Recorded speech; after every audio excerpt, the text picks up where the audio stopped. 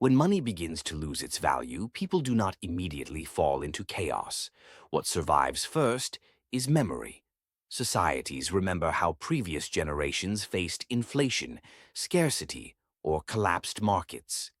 This collective memory becomes an invisible shield, guiding communities through uncertainty.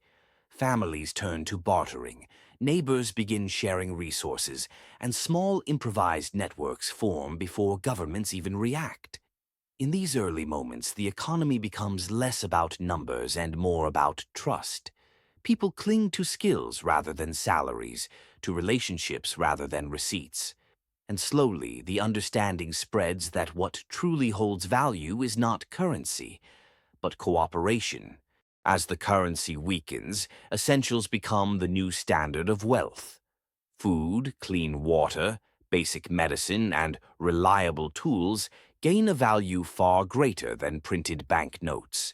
People begin converting their savings, not into foreign currencies, but into items they believe can sustain life. This shift transforms marketplaces entirely. Farmers become more influential than bankers. Mechanics become more valuable than stockbrokers. The economy does not disappear.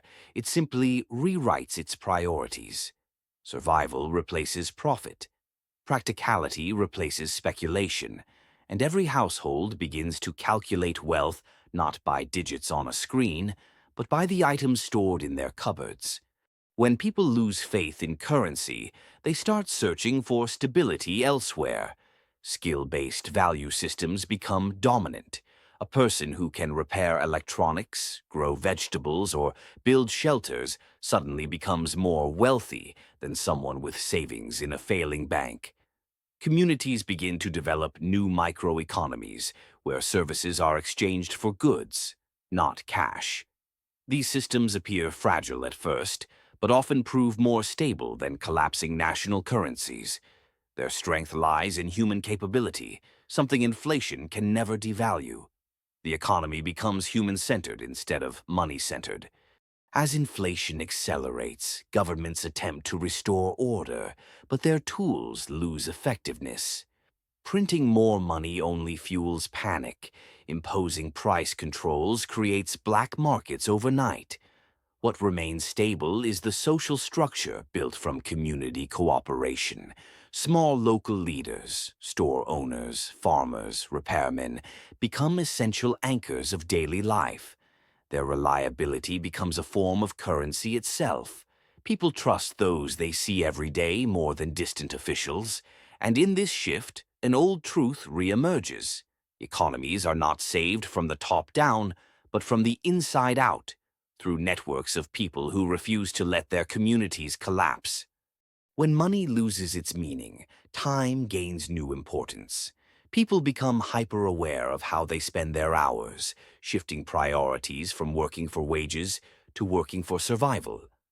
A garden becomes an investment. Learning a craft becomes a necessity.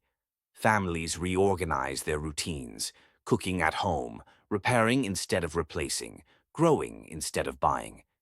This time, economy creates a different rhythm of life, slower but more deliberate. As financial systems crumble, a deeper realization emerges. Wealth is not measured by accumulation, but by the ability to sustain oneself without depending on fragile institutions. In the absence of reliable currency, alternative value systems begin to emerge. Digital tokens, local vouchers, and even handwritten credit notes circulate within communities. These replacements are not perfect, but they reflect a central truth. People will always create systems to facilitate exchange, even in crisis. What matters most is trust. If a community believes a token has value, it becomes functional. Slowly, people learn to separate the idea of value from the physical form of money. They begin to understand that currency is not wealth itself, but merely a tool used to transfer it. As the crisis deepens, innovation becomes the unexpected survivor. With traditional markets collapsing, entrepreneurs begin creating solutions using limited resources. Homemade energy devices, improvised irrigation systems, neighborhood food cooperatives. These inventions reshape daily life. Creativity becomes a survival mechanism. Young people design new trade platforms. Elders share forgotten techniques for preserving food or crafting tools. The economy transforms into a laboratory where necessity fuels breakthroughs. In this environment, wealth is no longer measured by possessions, but by one's ability to create, adapt, and innovate. Eventually, social bonds become the strongest currency. Communities that communicate, plan, and share resources survive better than isolated individuals. People rediscover the value of cooperation, joint farming, shared childcare, neighborhood defense groups. What money could no longer buy, solidarity provides. The collapse of financial systems exposes an old truth. Humans are interdependent. No matter how modern a society becomes, survival still relies on collective action. And as people strengthen their connections, they build something far more resilient than any monetary system, a culture of mutual support. In time, people begin imagining a future beyond the failed economic system.